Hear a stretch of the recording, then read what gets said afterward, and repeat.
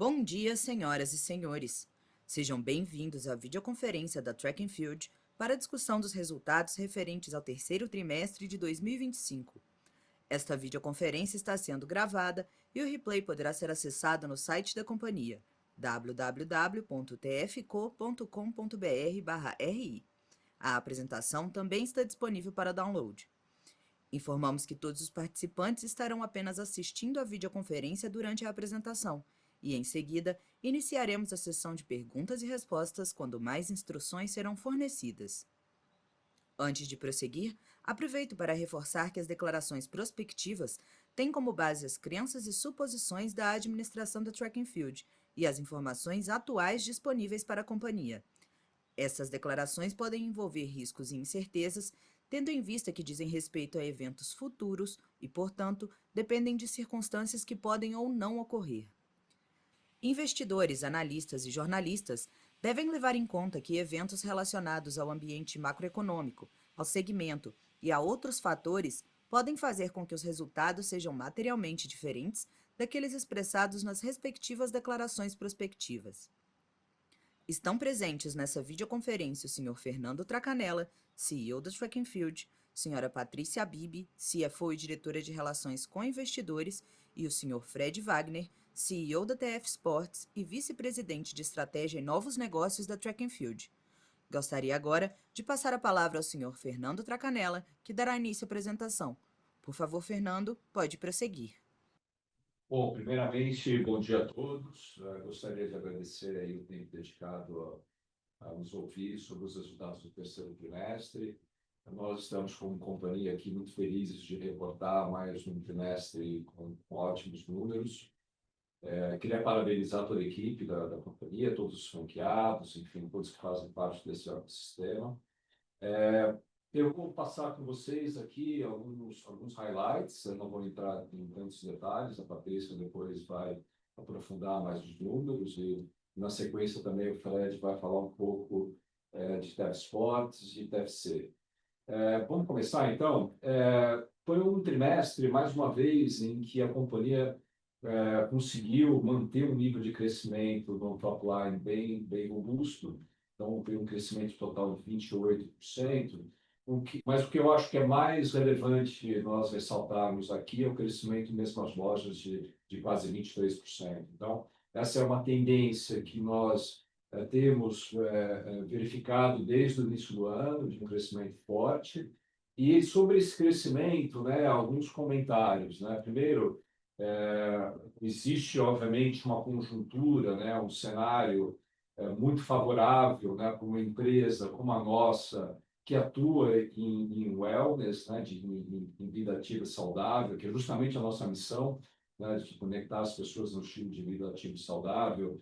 E isso não é de agora, mas a gente acredita que tem acelerado mais recentemente, que as pessoas mais engajadas com atividade física, cuidando mais da saúde, praticando mais esportes, e nessa conjuntura a Track and Field é uma marca muito bem posicionada. Então, tem um cenário, um vento a favor importante, mas também tem muito mérito, muitos méritos da companhia nessa performance de 2025.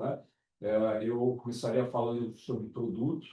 Eu tenho um ano que nós acertamos muito em produto nas duas coleções, tanto a coleção de inverno, impactou mais no primeiro semestre, mas também nessa coleção de verão que foi lançada recentemente, com um impacto mais no final do terceiro tri, mas dando uma perspectiva muito boa para o quarto trimestre. E também nas mini coleções, que são aquelas coleções cápsulas, que praticamente toda semana nós lançamos também. Tivemos aí um sucesso muito grande. Eu acho que eu começaria falando de produto, mas aí outras alavancas também têm sido importantes. Reforma de loja. Então, até nesse primeiro slide, reforma de loja, de forma consistente, tem trazido um crescimento muito próximo do dobro do crescimento mesmo as lojas da companhia. Isso se manteve no terceiro trimestre. Então, a reforma de loja tem sido uma alocação de capital muito boa para nós, do ponto de vista de lojas próprias, mas também muito boa para o franqueado, com retornos muito interessantes. E esse ano a gente deve terminar aí com com uma parcela de aproximadamente 60% da rede já no novo formato e com uma perspectiva boa ainda de um grupo de lojas que serão reformadas nos próximos anos, continuarão trazendo aí crescimento nas mesmas lojas. Outro fator importante também para explicar o crescimento é o digital. O nosso digital, o e-commerce, vem crescendo de forma relevante já há algum tempo. Ele mais uma vez, no terceiro tri, teve um crescimento bastante acima da média. Ele veio quem acompanha há mais tempo a companhia, ele veio de uma participação da ordem de 3% no pré-pandemia, e hoje ele já está acima de 10%, em cima de uma companhia que quadruplicou de tamanho. Então, é um crescimento muito relevante e com uma estratégia de omnicanalidade que também tem sido muito importante para explicar esse desempenho. Então, hoje a gente já tem já muito consolidada, né, o Ship from Store, com mais de 70% das vendas captadas,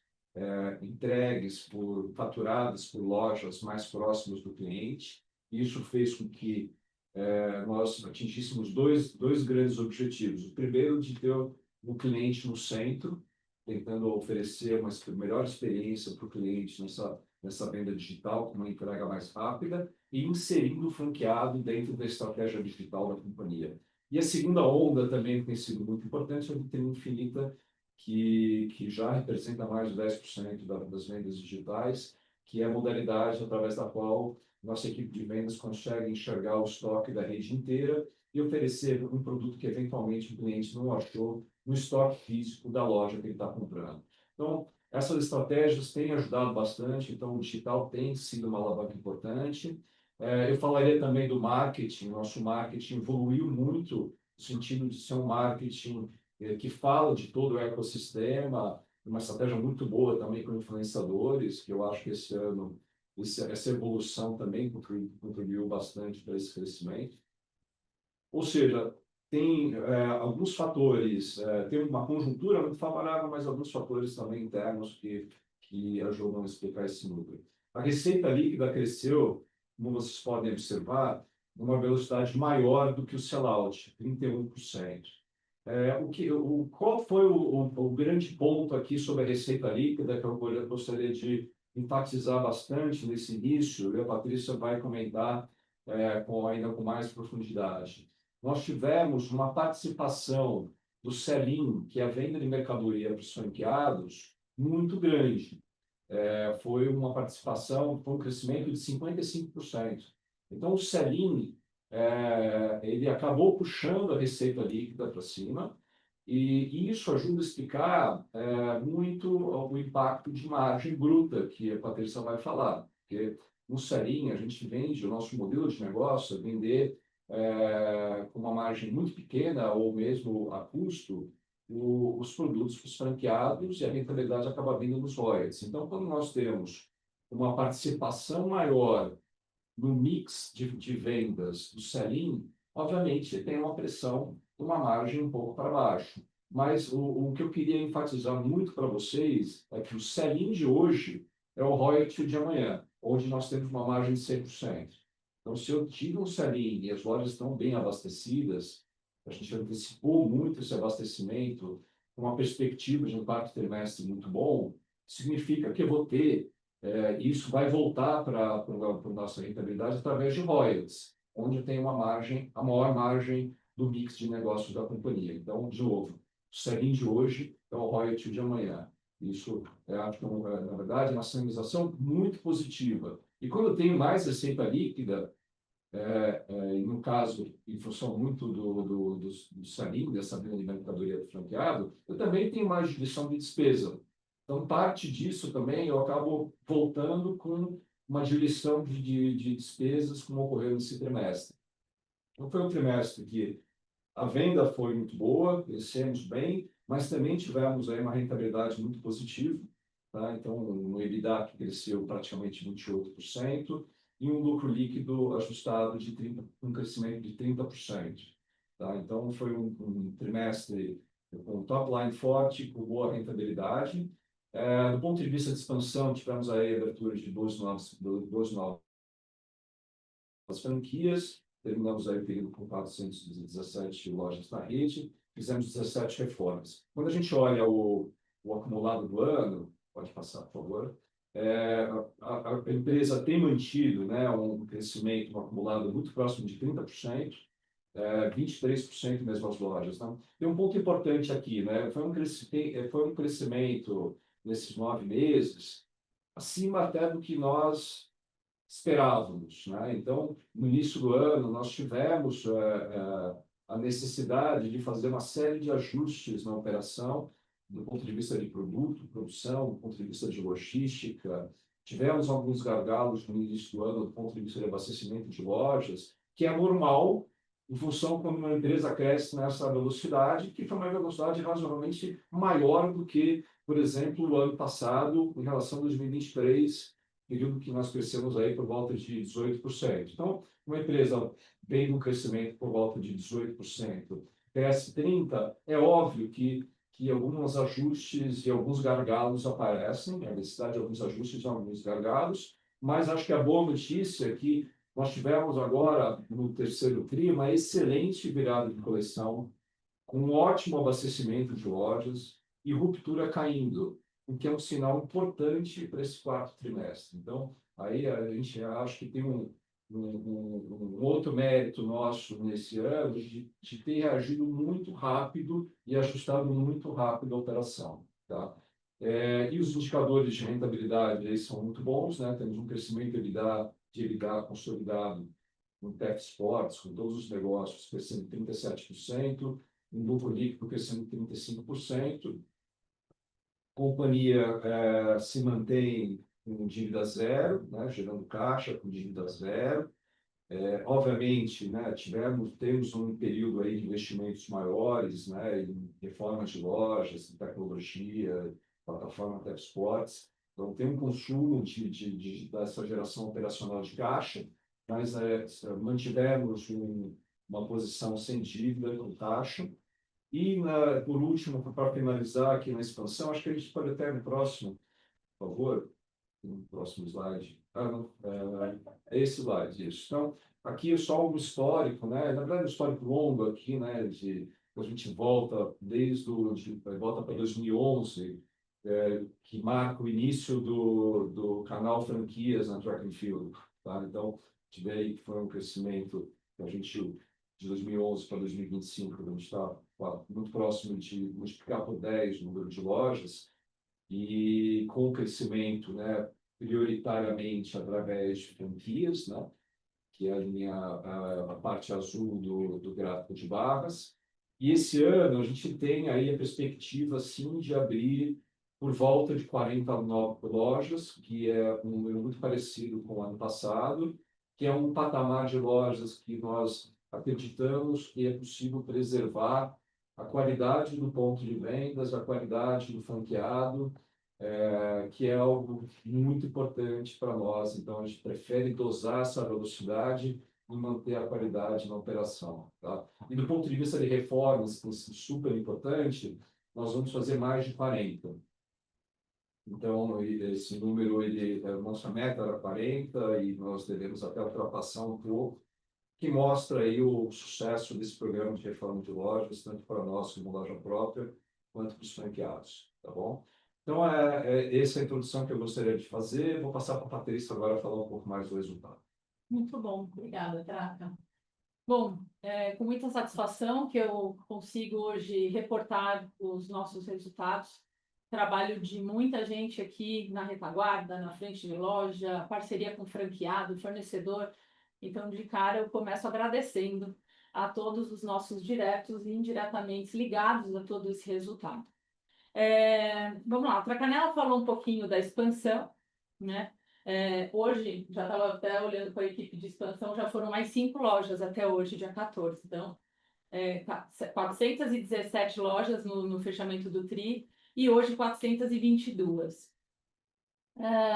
Falando do sellout, né, a Tracanela deu uma excelente abertura aqui para a gente, e aí só complementando já essa parte de sellout, que foi a nossa venda. Essa venda, ela é reflexo de muita iniciativa que está acontecendo já há bastante tempo, e que vem pegando tração cada vez mais e traz esse resultado de um sellout aqui na ordem de 28% de um crescimento. Esse crescimento que a gente viu no primeiro trimestre, no segundo e no terceiro, traz a companhia se mantendo nesse patamar de crescimento de quase 30% em 9 meses. Realmente tem sido muito relevante esse crescimento aqui para a gente, e isso vai corroborar com um sucesso que vem sendo o lançamento da nossa coleção de verão, que inclusive estou homenageando aqui a nossa coleção, que é esse nosso casaquinho, que está na loja, um dos nossos top de vendas, maravilhoso, já fica, eu sempre gosto de fazer aqui uma correlação que acontece na loja. A coleção de verão, que está maravilhosa, a liquidação de inverno, que também foi muito boa e trouxe um excelente resultado aqui para o trimestre. Dia dos Pais, sempre no nosso lugar de venda do presenteável, muito relevante, vendas aqui acima até do crescimento que a rede vem trazendo. Sem dúvida nenhuma, essa rede melhor abastecida tem feito muita diferença, produto certo, na hora certa, no lugar certo. Então, acho que tem muita energia sendo dedicada nisso. Então, vem também essa alavanca aqui para a gente de crescimento. O maior fluxo de cliente nas lojas, aí estamos falando de reformas, de novas lojas, as reformas aqui crescendo na magnitude de 46%, muita coisa. E, sem dúvida, não podemos deixar de colocar a organização dos eventos, que tem sido um sucesso. No trimestre foram mais de 1.000 eventos, daqui a pouco o Fred vai falar um pouco mais de Tev Sports, mas também no trimestre foram quase 150 mil inscritos nos nossos eventos. Então, é mais um reflexo aí de tudo que aconteceu no nosso sellout. O e-commerce, com essa participação no nosso sellout de quase 11% no total do captado, né? Lembrando que quando a gente olha o e-commerce, é o canal onde a gente captura essa venda digitalmente, né, no nosso site, e isso é realizado através do nosso CD e através de todas as nossas lojas físicas, sejam próprias ou as franquias. E lembra aqui que o e-commerce, quando eu olhar 9 meses, ele vai crescer ainda mais forte, vai crescer quase 42%, né? Então, tem bastante oportunidade aqui, que o pessoal também está trabalhando muito nessa frente digital para a gente. Omnicanalidade, também conversando com essa nossa preocupação cada vez maior de ter o produto certo, na hora certa, trazer oportunidade para o cliente ali, que está buscando um produto e eventualmente eu não tenho ele na hora da venda na loja física, é essa conexão com a nossa vitrine infinita. Hoje são 378 lojas conectadas com essa ferramenta, que é o momento onde eu ofereço para o cliente alguma coisa que ele estava procurando naquele momento e ele não encontrou. E eu consigo fazer essa venda naquela hora e entregar para o cliente no segundo momento. Isso representando já quase 13% de todo o nosso sellout digital. Bastante relevante. Social Selling, a gente sempre traz também essa iniciativa também que é um sucesso. Hoje representa quase 39% da venda no trimestre. É aquela venda que a gente começa via WhatsApp, através das nossas equipes de loja, o minichat e as pessoas que estão ali envolvidas com essa venda também, trazendo o cliente, e é uma venda que acontece na sequência desse contato com o cliente. Então, nosso sellout trazendo esse forte crescimento novamente aqui para a gente no trimestre. Falando de receita líquida, a receita líquida 31,4. Traca já deu de novo uma boa explicação para a gente. Mas como é que o sellout ele vai crescer 28,3 e a receita líquida cresce 31,4? Justamente essa venda do produto para o franqueado, que é o sell-in. Essa venda do produto para o franqueado hoje, ela é muito importante para a gente porque faz com que o franqueado esteja cada vez mais bem abastecido, se antecipando a movimentos na loja. Por exemplo, entrando agora quarto trimestre, daqui a pouco estamos falando de Black Friday, daqui a pouco estamos falando de Natal, antecipando presentes nas lojas, outubro também, que acabou de virar. Então, o franqueado foi melhor abastecido, foi um comportamento de venda diferente para a gente em relação ao ano passado, por isso essa discrepância aqui na receita líquida. Então, falar que esse negócio, né, o sell-in crescer 55%, é justamente essa sinalização de que a rede está muito confiante na coleção, está muito confiante no produto que a gente está entregando, e aí ele vai se abastecer, e aí ele vai estar cada vez melhor para poder aproveitar aí essas oportunidades que a gente está refletindo aqui, né? Tem demanda para isso e a gente está trabalhando, né? Essa parcela do selim, ela pegou um pedaço da nossa receita líquida relevante quando a gente compara com o ano passado. Foram 5 pontos percentuais a mais da nossa receita líquida nesse trimestre em relação ao passado. Vamos guardar essa informação, porque daqui a pouco a gente vai conectá-la lá no lucro bruto. O varejo crescendo, que é a rede própria, né, que a gente chama, 24% em relação ao ano passado, também refletindo todo esse efeito que a gente está falando, loja reformada, liquidação, Dia dos Pais, um excelente resultado também. Os royalties, aí já estamos falando do que o franqueado vendeu ao longo do trimestre e o que isso gerou para a gente de royalties. E aí isso, por exemplo, é ligado diretamente com o crescimento do sellout, 31,2%. Então, essa correlação é interessante de ver, e é o que a gente estava falando, que isso vai acontecer nos próximos meses. O sell-in de hoje é o nosso sellout de amanhã, portanto, na minha receita líquida, é o royalty de amanhã. É importante a gente ter essa visibilidade. Eventos e TFMOL, a gente tem uma redução aqui de 11% em relação ao mesmo período, e basicamente por conta de um encerramento que teve de um benefício que o ano passado tivemos, que é o benefício chamado PERSE, que é um benefício onde as empresas ligadas a eventos, que lá na época da pandemia ficou parada, né, paralisada por conta de tudo que aconteceu lá atrás, elas tiveram esse benefício de isenção de PIS e COFINS. TF Sports foi uma delas, então ela veio até abril deste ano isenta de PIS e COFINS. A partir de então, ela traz esse impacto para a receita líquida e, portanto, esse trimestre ela tem essa redução. Bom, aí falei do lucro bruto, que eu ia conectar a história do selim. O selim de hoje é o meu sellout de amanhã, portanto, é o meu royalty na minha receita líquida, ele vai impactar aqui, ele vai me pressionar na minha margem bruta. Por quê? Porque eu tenho 5 pontos a mais de representatividade de uma receita líquida com uma menor margem. Então, no mix de negócios que a gente tem, ele é o meu canal de menor margem e por isso ele pressiona. É bacana de ver que, se você olhar 9 meses aqui, eu tenho uma margem muito semelhante. Então, essa sazonalidade que acontece entre os trimestres, em 9 meses ela já mostra aqui que ela vem muito parecida. 9 meses já dá para começar a trazer um pouco mais de tempo para poder comparar. Mas, de novo, com o quarto tri, um ano cheio, é muito mais fácil da gente explicar isso tudo. Certo? Que mais aqui que eu ia explicar? De resto, todos os canais tendo uma margem bruta muito boa. Acho que é isso. Falei bem aqui do lucro bruto. Vamos para as despesas? As despesas, a gente teve um forte crescimento aqui, né, de receita e, sem dúvida nenhuma, vai ajudar a diluir as minhas despesas operacionais, especialmente as com venda. Por quê? Porque são despesas que, se são correlacionadas a uma venda que eu realizo e essa venda está acontecendo de um canal que ela não exige a mesma magnitude de uma despesa com venda direta, do tipo comissão, aluguel variável, esse tipo de coisa, frete. Então, essa daqui, por exemplo, é preservada e eu consigo diluir mais. E, sem dúvida, um trabalho de gestão que a gente vem fazendo muito forte já há bastante tempo e cada vez mais, e também vem trazer essa entrega aqui de uma despesa administrativa diluindo 1,2 na nossa comparação. 33,6% da nossa receita líquida foi o reflexo que a gente teve nesse trimestre de despesas totais.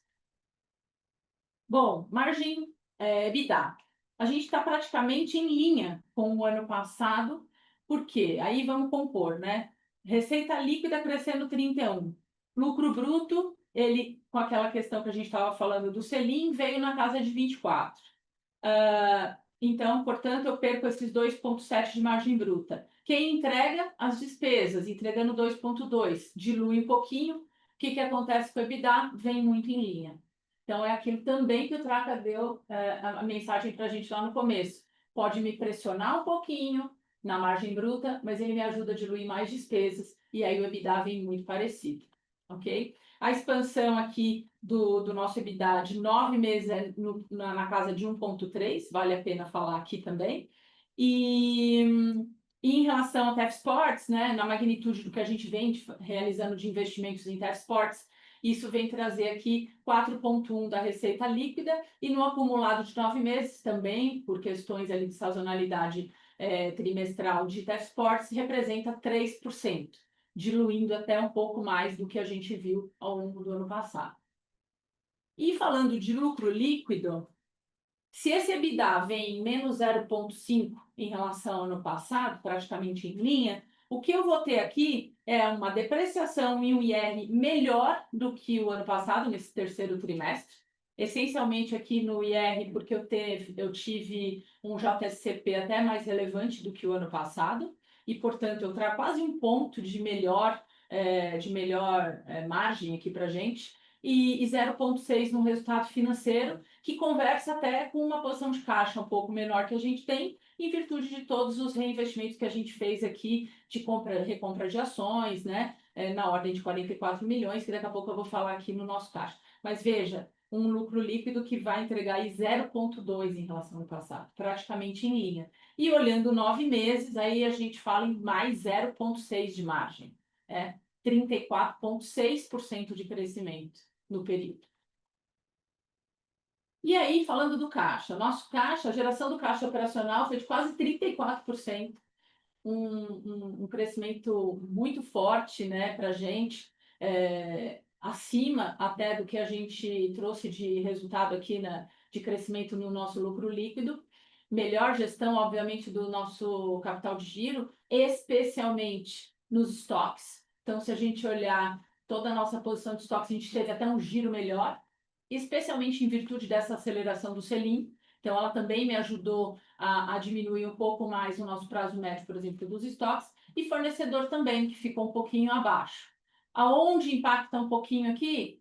O meu prazo médio de recebimento. Talvez vocês possam até me perguntar. Por quê? Justamente por conta do comportamento da minha receita líquida mais canalizado no Selim, que é um canal também que eu tenho um prazo de recebimento um pouquinho maior quando eu comparo com o prazo de recebimento que eu tenho no varejo. Por outro lado, as atividades de financiamento, a gente tem uma redução aqui de 30%, mais ou menos, em relação ao período do ano passado, mas aqui é em virtude de um deslocamento, né, para o quarto trimestre, de reformas que estão a todo vapor ainda, acontecendo até o final do ano. De financiamento, eu não tenho, por exemplo, essas recompras que no ano passado eu fiz nesse período na ordem de 12 milhões de reais. Então, neste período desse ano eu já não faço mais, até em virtude do valor que a ação veio se recuperando. E aí eu tenho uma redução significativa aqui, de 43% dessas aplicações aqui do nosso caixa. Finalizamos, então, aqui um caixa de 20,7 milhões, totalizando com minha posição de contas a receber com o meu cartão de crédito de quase 109 milhões de reais. Ressalto que a gente continua sem dívida, permanece sem dívida, e o nosso crescimento sustentável e geração consistente aqui de caixa, que para a gente é muito importante. Acho que do meu lado, foi. Fred. Bom dia, pessoal. Prazer, obrigado aí pela presença de todo mundo. Acho que a gente pode passar para o próximo slide, falar um pouco de TEF Sports, né? A TEF Sports, né, bateu a marca de 1,1 milhões de usuários. A gente está super contente aí com um crescimento de 47, quase por cento, ano contra ano, no número de usuários do nosso aplicativo. Lembrando que esse ano a gente fez a transição do aplicativo para a nova plataforma, e a gente está agora expandindo os novos serviços nela, então a gente está com um foco bastante grande em aumento de frequência de utilização da plataforma TEF Sports. A gente está com 8.800 treinadores, né? Acho que a partir de agora, né, com a nova versão, a gente começa a aumentar um olho um pouco maior em relação aos treinadores. Em relação ao número de eventos, né, a gente fez 1.100 eventos no trimestre, né, um crescimento de 15%, e 148 mil inscritos nesses eventos no trimestre, um aumento de 25%. Aqui a gente nota já também uma atração maior, né, um aumento do número de participantes por evento, e a gente também vem aumentando muito o número de modalidades que a gente faz. Então a gente tem uma abertura maior, né? A gente está se relacionando com tribos diferentes, em diferentes modalidades esportivas, e uma receita líquida de 14 milhões, né? Uma queda de 7%, mas isso tem a ver um pouco com sazonalidade de deslocamento de eventos que a gente tem de um trimestre para o outro. Então, a gente está, em relação a Tev Sports, bastante animado. Acho que tem uma interação, uma correlação, né, entre o nosso ecossistema Track and Field e Tev Sports, bastante grande. E a gente está bastante animado com a atração que a gente está conseguindo trazer e o número de usuários que a gente está trazendo para a plataforma. Partindo para o próximo slide. Falando um pouco de TFC, né? TFC, a gente começa a ver aqui realmente um olhar de aumento de mercado endereçável na nossa iniciativa de alimentação e suplementação, né? Então, falando de lojas, um crescimento de 58% nas vendas das nossas operações de food and market, com um aumento de 36% no número de clientes atendidos, né? Então, clientes também comprando mais, a gente aumentando, né, um pouco o que a gente faz de food e o que a gente faz de grab and go. Então, a parte de grab and go, suplementos também com um crescimento grande, e a gente vê uma distribuição bastante grande entre categorias, e a gente tem feito um trabalho muito grande de curadoria em lojas. Então, a gente está bastante satisfeito também com o TFC e como a gente está conseguindo aumentar esse mercado endereçável, né? E falando de TFMall, a gente aumentou, né, de um ano para o outro mais do que 50% o número de marcas parceiras. A gente está aumentando também o que a gente oferece em marketplace, e está tendo também uma atração importante entre lojas e nosso marketplace, a gente conseguindo atender um número maior de clientes com produtos que não são produtos que estão dentro né, do escopo da Track and Field desenvolver, mas que são super complementares para a gente conseguir entregar. Então, quando a gente fala de tênis técnicos de corridas ou equipamentos como Garmin, a gente está bastante satisfeito com a atração que a gente está conseguindo ter dentro desses mercados, né? Então, enfim, falando um pouco de plataforma, a gente está bastante animado com o que a gente está conseguindo construir. Acho que dentro da companhia a gente aumenta bastante o nosso mercado endereçável, e a gente consegue fazer uma proteção de marca, que a gente fala aqui, no sentido da gente conseguir fazer uma jornada completa da pessoa que está querendo conectar um estilo de vida ativo e saudável. Então, acho que o que eu tenho para falar de Tev Sports é isso, e acho que a gente vai. Não sei qual que é o próximo passo, são as perguntas.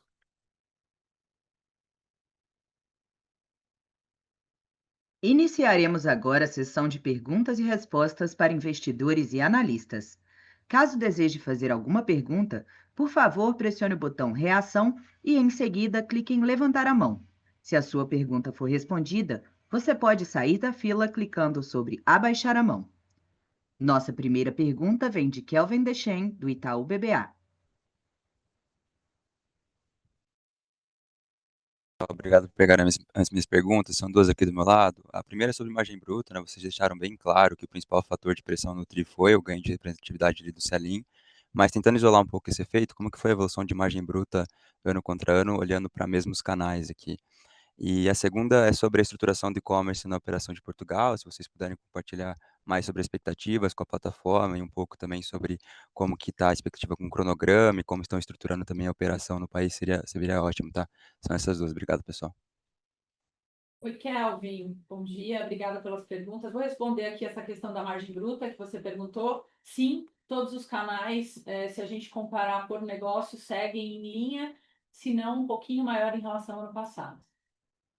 Eu acho que um ponto, só complementando, né, que não existe nenhum movimento de a gente ficar um pouco mais promocional, pelo contrário, tá? Quando nós olhamos o esforço promocional desse ano, nos períodos de liquidação, ou mesmo que vem pela frente na Black Friday, eles têm um desconto médio menor em relação a 2024, tá? Então, como a Patrícia falou, a nossa margem bruta, se a gente olha isoladamente por canal, ela está até crescendo esse ano em relação ao ano passado, tá? Eu vou passar para o Fred. Fred, você pode comentar um pouco o site internacional?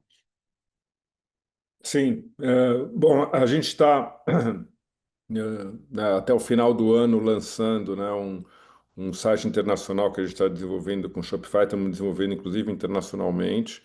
É um site multilíngua e multimoeda, né? Então ele permite rapidamente a gente oferecer na nossa linha de produtos em vários países, né, com línguas e moedas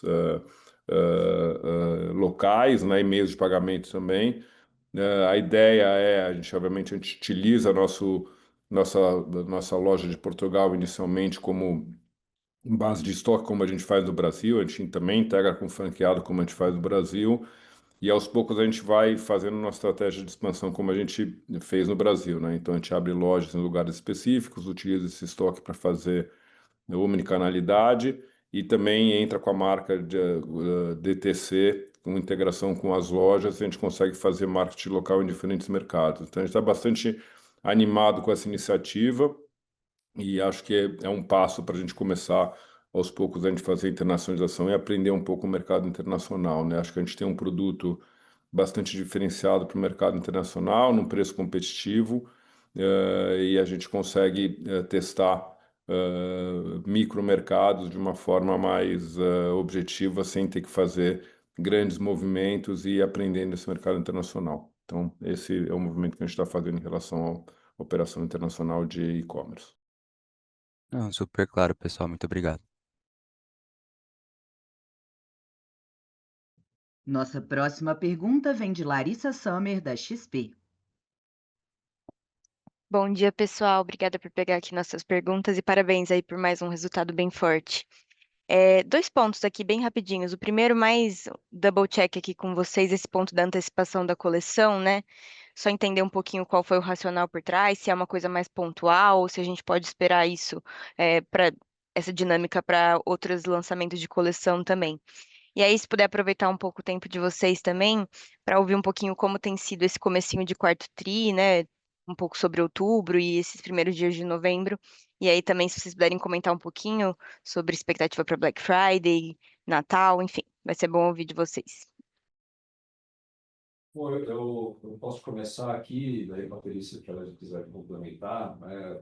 De fato, né, a gente teve uma virada de coleção em setembro muito mais robusta, né, em relação a períodos anteriores, né? Isso tem muito a ver com um esforço da área de operações para, já na virada, ter um volume de itens maior em relação ao nosso histórico, mais lançamentos, mais novidades. Então, acho que foi uma virada também interessante, porque foi uma virada que a gente teve mais coisas novas para o cliente em relação a períodos anteriores, tá? Então, esse é um primeiro movimento importante que, sim, a gente deveria estar mantendo nos próximos períodos, né?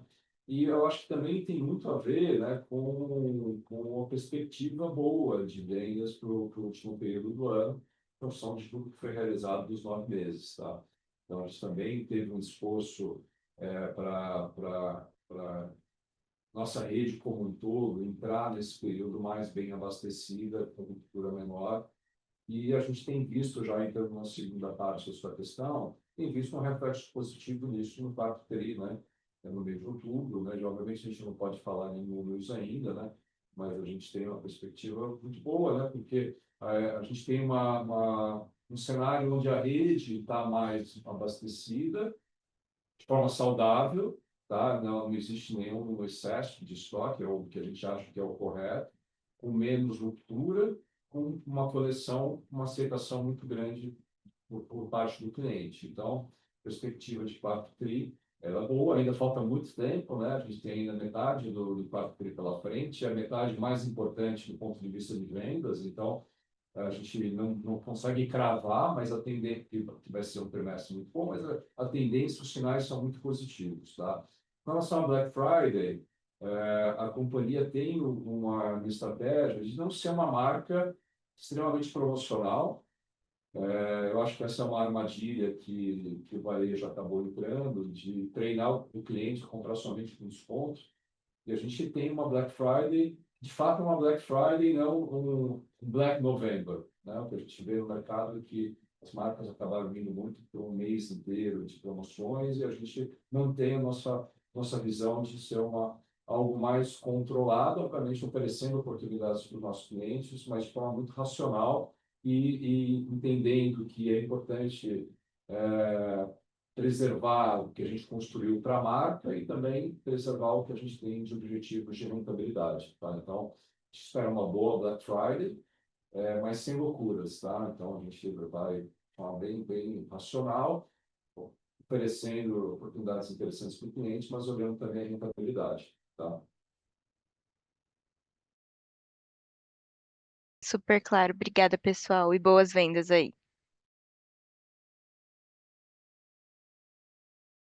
Nossa próxima pergunta vem de Bob Ford, do Bank of America. Obrigado. Bom dia, Fred, Fernando, Paty. Parabéns pelos resultados. Um, Fernando, como devemos encarar o aumento de valor agregado na composição dos produtos e ao avaliar as oportunidades futuras, onde você identifica possibilidades de melhora? E também, como devemos considerar a estrutura de custos à medida que vocês desenvolvem o marketplace, as ofertas de bem-estar, as vendas diretas e o maior valor agregado? Já têm as pessoas, estruturas e os processos necessários ou devemos buscar investimentos necessários? Obrigado. Bom, eu vou pegar a primeira parte aqui e depois acho que seria legal para a gente falar um pouco do marketplace nosso, tá? Com relação ao valor agregado, sim, de fato, a gente tem um bom efeito no mix desse ano de produtos de maior valor agregado que nós tivemos muito sucesso, especialmente em mini coleções, né? Produtos que nós oferecemos aí nessas coleções cápsulas, que tiveram uma aceitação muito grande e é onde a gente acaba se arriscando para uma coisa talvez um pouco mais do athleisure, né? E isso acabou nos ajudando do ponto de vista de preço médio, o preço médio ele cresce muito mais em função disso do que um aumento de preço quando a gente olha o item a item. Então, a gente teve uma melhora, assim, um pouco no mix esse ano e muito em função dessas mini coleções que nós acabamos lançando com muito sucesso. Então, acho que e aí tem outras coisas importantes, né, interessantes esse ano acontecendo, né, de mix de produto, né, por exemplo, a linha Kids, né, que é uma linha que nós reformulamos, né, com uma grade maior, agora com tamanho 14, né?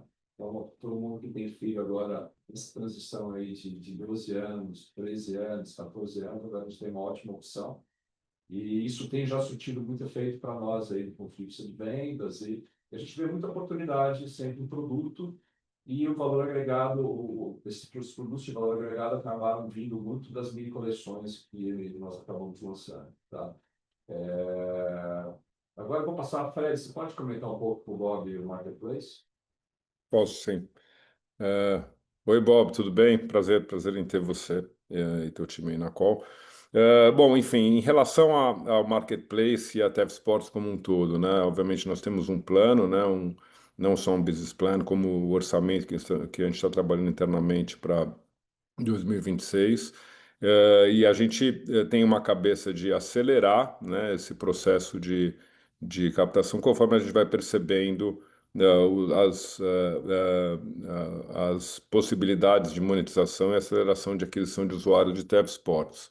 A gente não tem, obviamente, a ideia de aumentar a parte de investimento, quer dizer, que ela seja uma coisa que tome mais caixa ou investimento da Track and Field que ela vem tomando hoje.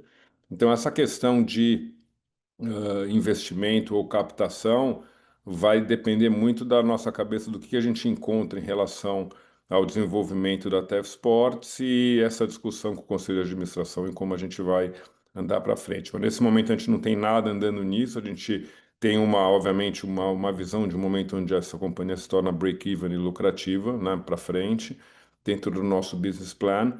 E a gente está aprendendo muito com o marketplace de curadoria que a gente está fazendo, tanto de artigos esportivos quanto de alimentação e suplementação, e também de eventos, né? A gente não pode esquecer que a gente também é um marketplace de eventos, conforme a gente vai trazendo eventos por dentro da plataforma TF Sports.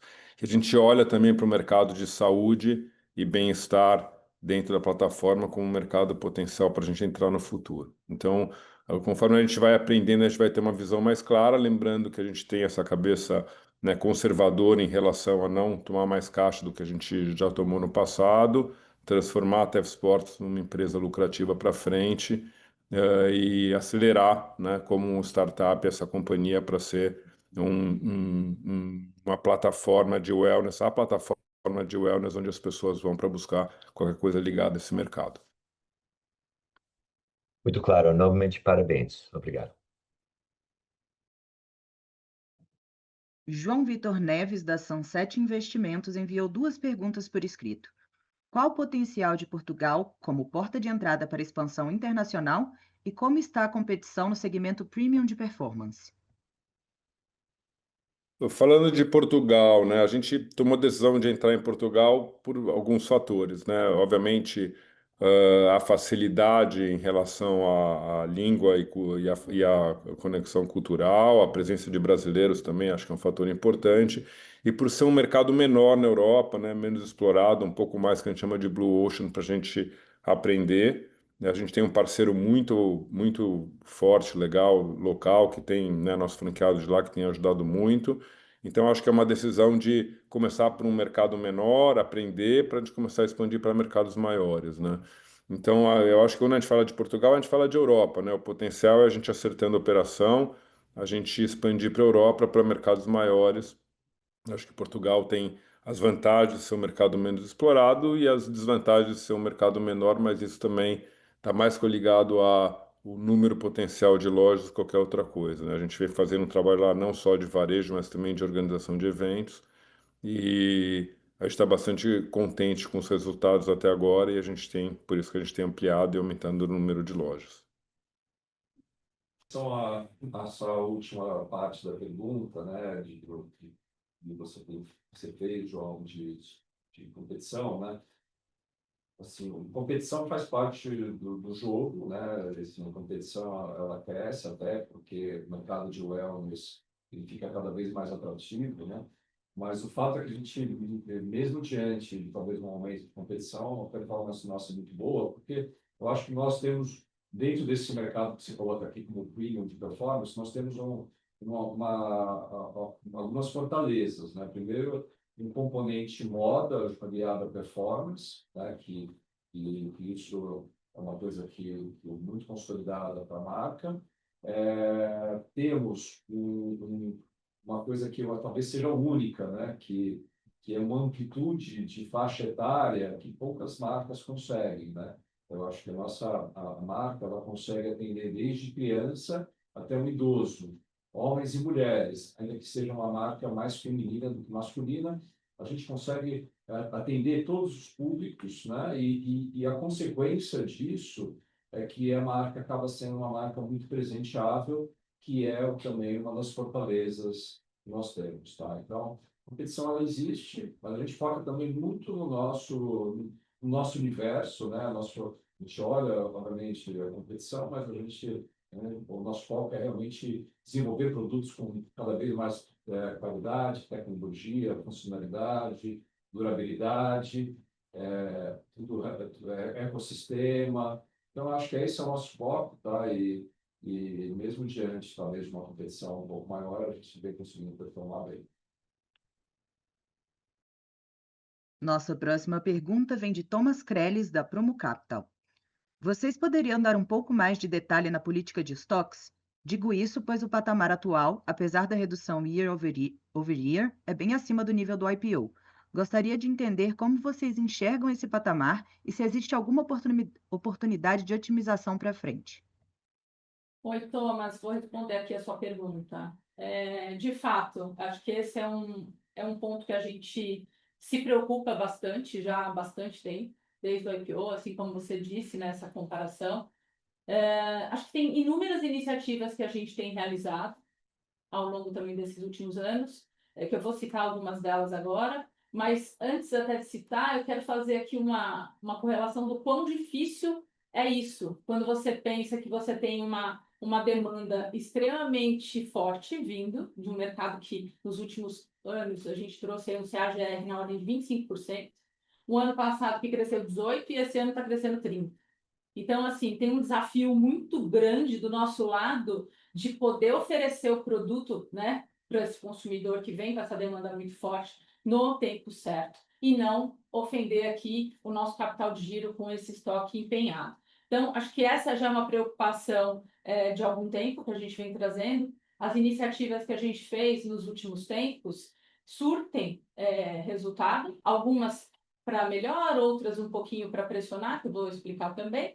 Mas vamos imaginar aqui, ó, iniciativas que contribuíram para essa melhor eficiência. Primeira, a gente tem aqui uma produção puxada que foi desenvolvida ao longo dos últimos tempos e esse ano, por exemplo, a gente já conseguiu sentir melhor esse impacto. O que eu quero dizer com isso? É ver a necessidade de venda de um determinado produto na loja e poder, entre aspas, parar um pedaço da sua produção, está pensando lá, por exemplo, no inverno, e entrar com alguma coleção, alguma necessidade de verão, por exemplo. Então, nesse caso, foi o contrário. A gente usou a nossa capacidade produtiva para poder, por exemplo, colocar produtos que estavam ali no auge do verão. Isso aconteceu. O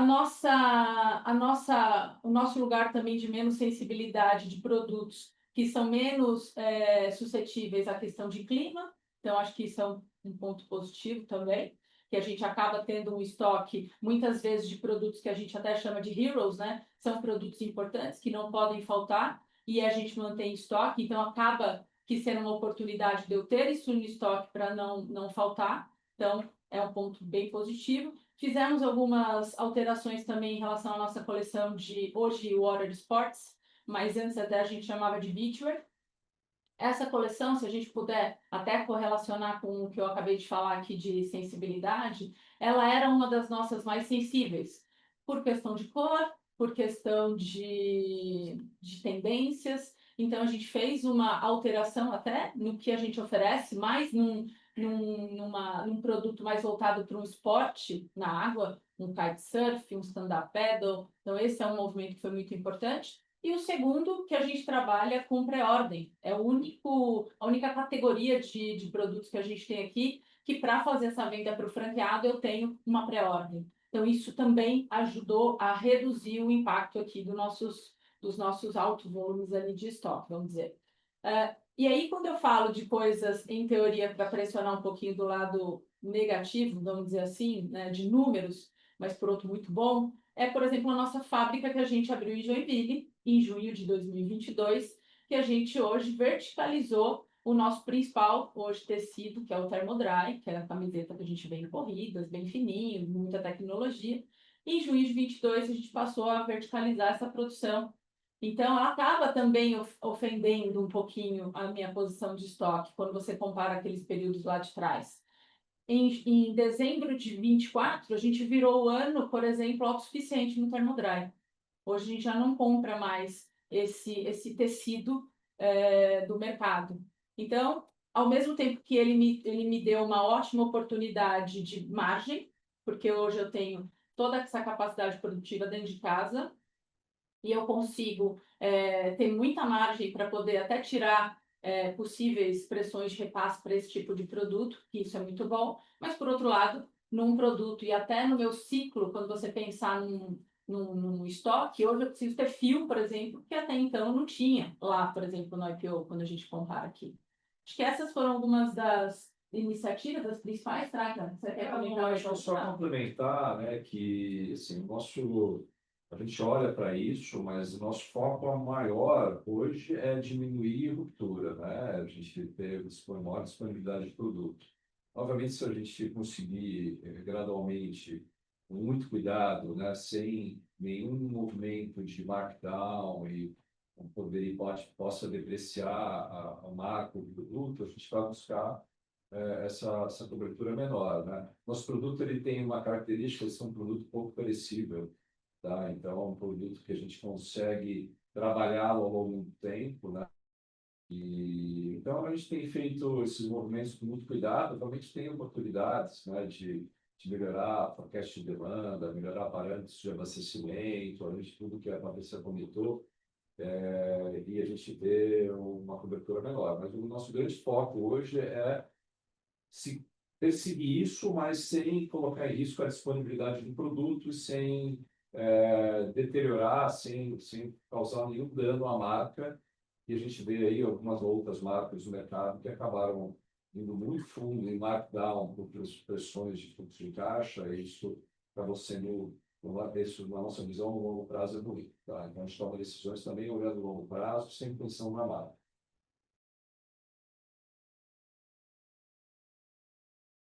A sessão de perguntas e respostas está encerrada.